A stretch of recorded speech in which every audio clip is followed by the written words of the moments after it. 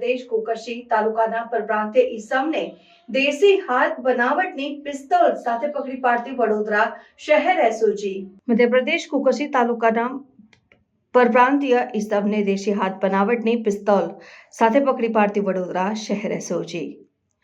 સૂચના આધારે વડોદરા શહેરમાં હથિયાર ખરીદ વેચાણ અને હેરાફેરીની ગેરકાયદેસર પ્રવૃત્તિ અટકાવવા સારું એસઓજી પોલીસ ઇન્સ્પેક્ટર એસડી રાત્રારોએ અલગ અલગ ટીમો બનાવી વડોદરા શહેરમાં હથિયારની પ્રવૃત્તિ સાથે સંકળાયેલ શકમંદ ઈસમ ઉપર જરૂરી વોચ તપાસ રાખી શહેર વિસ્તારમાં સતત પેટ્રોલિંગ રાખી કાયદેસરની કાર્યવાહી કરવા અંગે સૂચના આપેલ, જે અનુસંધાને એસઓજી ટીમના માણસો પેટ્રોલિંગમાં હતા। તે દરમિયાન એસઓજીના પોલીસ કોન્સ્ટેબલ આશીષ પુરી, મનસુખ પુરી નાઓએ તેમના અંગત બાતમીદાર થકી ચોક્કસ બાતમી હકીકત મળેલ કે બેંકર હાર્ટ હોસ્પિટલના પાછળના રોડ ઉપર એમથી સુનિલ બામણિયા નામનો ઈસમ પિસ્તોલ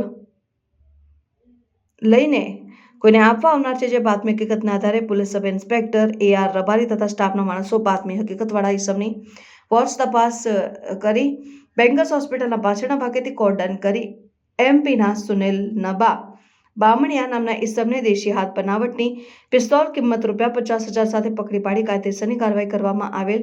કબજે કરેલ દેશી હાથ બનાવટની પિસ્તોલ ક્યાંથી લાવેલ ને કોને આપવાનો હતો તે બાબતે વધુ પૂછપરછ કરતા આરોપી સુનિલ નબા બામણિયાના જણાવ્યા મુજબ સદર પિસ્તોલ આરોપીના મરણ પામેલ દાદા જગદીશ રતનસિંહ પટેલ નામની હોય।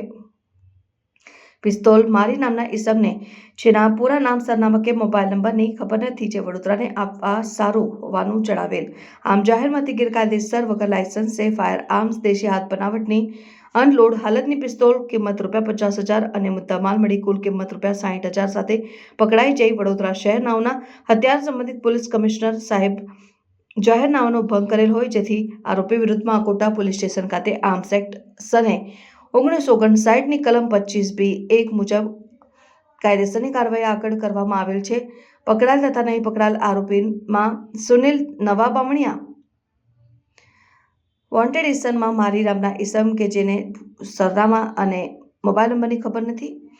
સારી કામગીરી કરનાર અધિકારીશ્રીમાં police inspector SD Ratra, police sub inspector AR Rabari, ASI Hitendrasinh Bahadursinh, SI Vinodbhai Devjibhai, head constable Jaydeepsinh Natwarsinh, police constable Ashish Puri, Mansukh Puri, police constable Vikramsinh Pravinsinh, woman head constable Kajal Vinodbhai, police constable Parveen Anwarbhai, crime reporter Sabira કેવાન।